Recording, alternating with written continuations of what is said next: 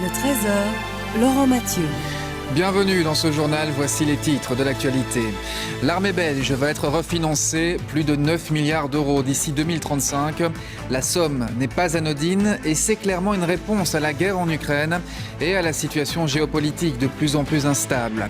Le gouvernement a également décidé de prolonger les mesures de soutien suite à la hausse des prix de l'énergie et ce jusqu'à la fin de l'année. On en parle en direct avec Benjamin Verpoorten. Une polémique suite à un examen de fin de deuxième secondaire.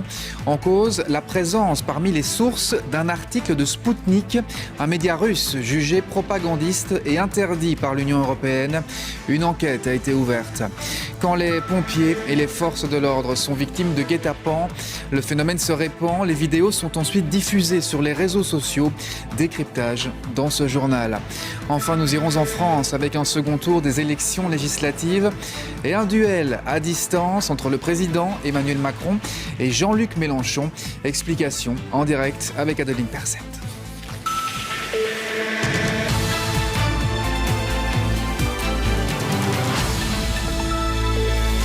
Bonjour à tous. Le gouvernement fédéral est donc parvenu à un accord. Le budget de la défense va être renforcé. C'est là clairement une réponse à la guerre en Ukraine. Face à une situation géopolitique de plus en plus instable, les autorités veulent disposer d'une armée crédible. Daniel Welter. Après 7 heures de négociations, l'atterrissage. Le gouvernement est parvenu à un accord. D'ici 2035, 2% du PIB seront consacrés à la défense, soit plus de 9 milliards d'euros. Je pense que c'est nécessaire de le faire aujourd'hui. On fait partie de ce club qui est l'OTAN. Quand on veut faire partie de ce club et avoir la protection de cette collectivité des pays, il faut aussi être clair par rapport à l'apport qu'on fait. Plus de 9 milliards, un investissement important donc, mais soumis à certaines conditions. Un retour sociétal, ça veut dire que la défense va continuer à renforcer sa tâche d'aide à la nation, d'être là en appui de la population quand il y a des crises sur le territoire national, à côté évidemment de ce qu'elle fait sur le territoire à l'étranger.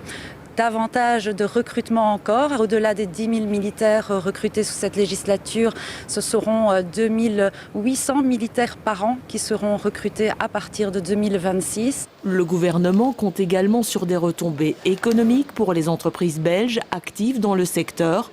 Ce ne doit pas être un chèque en blanc, il faut un retour sur investissement, sans oublier le volet climatique. Un engagement encore plus clair de la Belgique dans la non-prolifération nucléaire, dans la coopération au niveau européen, au niveau de la défense, dans la coopération au développement aussi, puisque nous avons là aussi des objectifs de financement. Donc les lignes ont bougé aussi grâce à notre action et au débat au sein du gouvernement.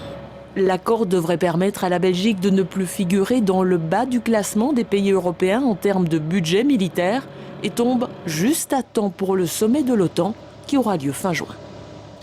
Et lors de ce conseil ministériel restreint, le gouvernement a également acté un prolongement des mesures de soutien suite à l'explosion des prix de l'énergie. Bonjour Benjamin Verpoorten, qu'en est-il exactement ?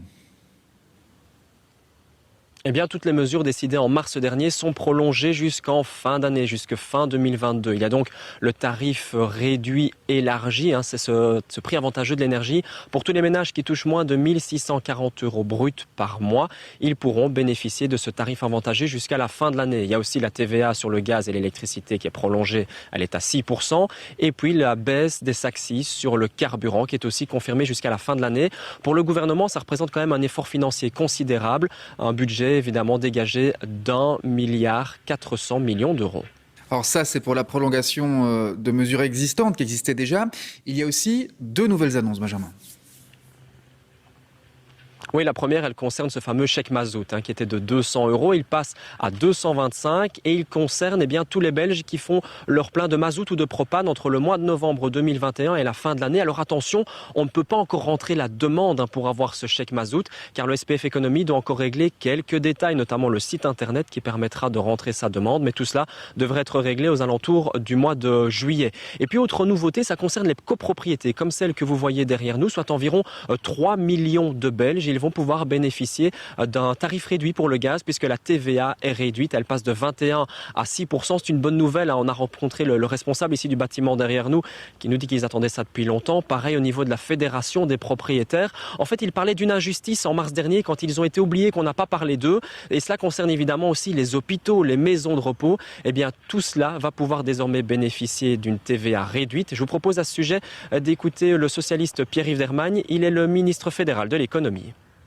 On doit bien entendu traiter l'ensemble des citoyens de la même manière et donc il est logique que les copropriétaires bénéficient aussi de la réduction de la TVA sur le gaz, comme on l'a fait d'ailleurs pour le bénéfice du chèque mazout qui pourra bénéficier aux personnes qui sont en copropriété et qui ont un chauffage collectif. Alors ces mesures, pour certaines, sont prolongées et donc elles vaudront jusqu'au 31 décembre, avec bien entendu l'engagement de les prolonger à nouveau sur le moyen et sur le long terme si les prix de l'énergie restent élevés, ce qui semble malheureusement être le cas, et avec une série d'autres mesures qui doivent encore être votées au Parlement, mais qui seront d'application le plus rapidement possible. Oui, le plus rapidement, ce serait idéalement début juillet. Merci beaucoup, Benjamin Verporten, pour ces explications en direct. C'est un phénomène qui inquiète les autorités. Les pompiers et les forces de l'ordre sont parfois victimes de véritables guet-apens. L'objectif, déclencher des bagarres de rue et les filmer pour les mettre ensuite sur les réseaux sociaux. Reportage Marco Sacomano, Joséphine Turli, Bertrand Menu et Marc Ochinski. Des images comme celle-ci, on en trouve centre d'effort sur Instagram, TikTok ou Snapchat. Des jeunes s'y filment en train de s'en prendre à la police ou aux pompiers, puis postent les images sur les réseaux sociaux.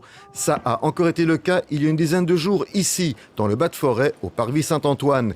Des inconnus ont mis le feu à des poubelles pour attirer les pompiers avant de les bombarder de projectiles. Des heurts entre forces de l'ordre et bandes urbaines, ce n'est pas vraiment nouveau, mais de plus en plus, il semble que le but de ces guet-apens, c'est de faire le buzz sur les réseaux. On se rend compte que la police et les services de secours sont de plus en plus filmés dans leur action, et en particulier dans des actions un petit peu plus compliquées. Ensuite, ces images sont récupérées, placées sur les réseaux sociaux, ce qui, le cas échéant, fait le buzz, et ça permet également de montrer qu'on est capable de défier la police ou les services de secours. Certaines de ces vidéos sortent en grand du nom de la commune ou de son code postal, une sorte d'interville de la violence urbaine. C'est tout à fait possible, effectivement, qu'il s'agisse d'une surenchère, voire d'un concours entre différentes bandes de différentes communes qui désirent montrer les unes vis-à-vis des autres ce qu'elles osent. Les pompiers, eux, avouent leur incompréhension. Pourquoi les prendre pour cible alors qu'elles et ils sont là pour porter secours? Et s'il n'est jamais question de refuser d'intervenir, il arrive que les femmes et les hommes du feu redoublent de précautions. Si on a des éléments qui nous laissent penser qu'on va être pris pour cible, alors on va se donner un lieu de rendez-vous légèrement en dehors de la zone avec la police et on ira ensemble. Il s'agit souvent de feux extérieurs, de feux de poubelles, de feux de trottinettes électriques et autres, donc l'urgence est quand même relative. Le phénomène n'est propre ni à Bruxelles ni même à la Belgique. On le retrouve partout dans les grandes villes européennes et notamment à Marseille. Marseille, où ils ont pris un petit peu d'avance sur nous. Je pense qu'ils travaillent beaucoup en collaboration avec les jeunes des quartiers, à faire participer aux jeunes du quartier à la vie des pompiers. Ils vont dans les écoles, ils rencontrent des jeunes. C'est quelque chose qu'on est en train de mettre en place. Bon, ça va encore prendre quelques mois, mais on travaille à ça pour le moment aux pompiers de Bruxelles. Côté policier, on ne cache pas que ces vidéos sont parfois utiles. Après analyse, elles peuvent en effet servir à identifier les casseurs qui s'y mettent en scène. On en vient à cette polémique. Lors d'une épreuve du CE1D, c'est l'examen de fin de deuxième secondaire, l'une des sources utilisées était le site Spoutnik, un média russe jugé propagandiste et banni par l'Union européenne. Alors, comment expliquer ce choix? La ministre de l'Enseignement a demandé l'ouverture d'une enquête. Silvia Facinelli. Nous avons voulu retrouver l'article du média Spoutnik qui était cité dans l'épreuve de français. Un article qui portait sur les voitures sans conducteur. Mais l'article n'est plus accessible. Et pour cause, après le déclenchement de la guerre en Ukraine, Spoutnik et Russia Today ont été bannis par l'Europe. Une décision qui peut poser question, mais qui n'a visiblement pas alerté les auteurs des épreuves certificatives. Voilà qui, pour cette historienne, montre une banalisation choquante de sources de propagande. Oui, c'est inadmissible. C'est vraiment un travail de sape, justement, de tous les acteurs de terrain, de tous les enseignants, etc., qui depuis des années essayent de former les jeunes à l'esprit critique, au rapport à l'information, etc. Ici, il s'agit d'une banalisation, d'autant qu'on est bien dans une épreuve de français, il faut le rappeler. Donc ça veut dire que ce n'est pas du tout dans une optique justement de questionnement et de critique. C'est vraiment pour prendre une source comme si c'était une source comme une autre. Et donc on tombe quand même là dans un relativisme politique qui, encore plus à l'aune de la guerre en Ukraine, est particulièrement interpellant.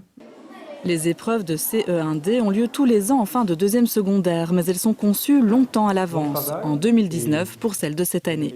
Le gouvernement n'intervient pas dans l'élaboration du contenu des épreuves, mais le cabinet de la ministre de l'Éducation reconnaît qu'il y a un problème.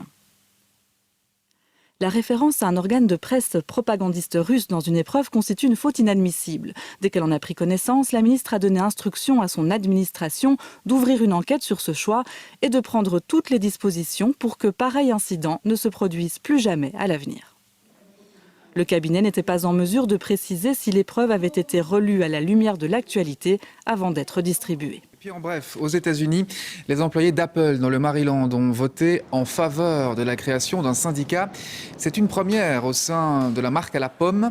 Le même type de mouvement avait déjà été observé dans d'autres entreprises comme Starbucks ou Amazon. Dans la suite de ce journal, après le doudou à Mons dimanche dernier, la version pour enfants aujourd'hui, le petit doudou. Pierre Bucremer nous attend sur place à Mons, sur la Grand Place. Le Bruxelles Tour, une course cycliste organisée dans les rues de la capitale. Reportage dans un instant. Et puis comme chaque dimanche, notre séquence Un œil en Flandre, nous évoquerons notamment les accidents de vélo qui touchent particulièrement les seniors. On en parlera en plateau avec Joyce Hazard. Mais tout d'abord, cette nouvelle filière scolaire qui va s'ouvrir dans 2 écoles du Brabant wallon, les sciences spatiales, un cursus en collaboration entre autres avec l'Eurospace Center. L'objectif, former le plus tôt possible les élèves aux métiers de l'espace, des métiers qui plus est en pénurie. Nous avons pu assister à la formation de futurs enseignants, séquence signée Jean-Michel Ouanlin, Sandrine Lambiotte et Simon Brême. Des robots programmés par des profs qui parfois n'y connaissaient rien il y a encore une heure. Dans cette salle de l'Eurospace Center, ces enseignants du Brabant wallon se forment à la robotique et les résultats sont concluants. En 1 heure, on a réussi à prendre un robot et à le faire tourner sur la table. Et je trouve ça vraiment chouette, ce genre de choses, dans le sens où la technologie aujourd'hui, la robotique, est vraiment abordable. Elle est abordable financièrement aujourd'hui et surtout, elle est abordable pour des enfants, pour des adolescents. Les choses qui étaient complexes il y a quelques années aujourd'hui sont vraiment faciles à faire. La robotique spatiale, c'est l'un des cours de la nouvelle option Sciences spatiales, donnée au CEPES de Jodogne et à l'IPET de Nivelles dès la rentrée. Ici, les formateurs reproduisent les stages donnés à l'Eurospace Center pour inspirer les enseignants.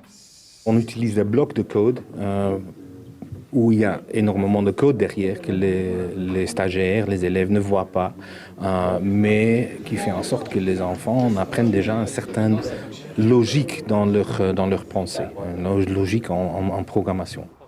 Cette option sera une première en Europe. Les élèves auront aussi des cours d'astronomie, mais surtout des maths et des sciences renforcées. L'option reste ainsi généraliste, même si elle forme progressivement à des métiers en pénurie. Il y a un besoin important, mais vraiment important, de jeunes capables de rentrer dans ces professions-là, dans nos industries qui existent, qui sont rentables, qui tournent, qui fonctionnent, mais qui manquent de jeunes de chez nous. L'objectif est aussi de redonner le goût de la science aux élèves en les faisant rêver, car ces filières restent délaissées pour l'instant. Les écoles brabançonnes comptent aussi attirer un maximum de filles, encore trop peu présentes dans la science aujourd'hui. Oui, bon appétit d'ailleurs si vous êtes à table. Voilà qui referme ce journal. Tout de suite la météo de Stéphane Laroche, suivi de Jardin et Loisirs, qui nous fera découvrir un jardin aux magnifiques couleurs du printemps. Pour ma part, on se retrouve ce soir à 19h30.